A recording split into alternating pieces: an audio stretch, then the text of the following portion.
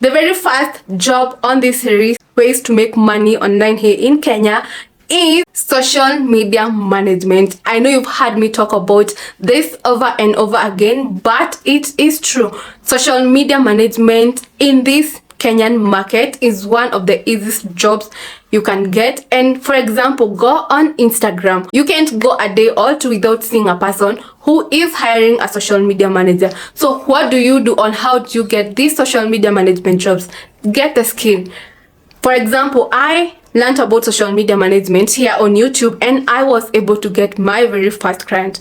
Get the skill first. What many people do, they go and hear this, or they come here and see, oh, there's something about social media management. They do a simple Google search and they start looking for jobs. No, it is a process. Get the skill, create a very good profile, and you can create one on Canva. I still use Canva up to date, and now start applying for jobs. And what I would advise you is, don't go for office jobs. Get remote jobs.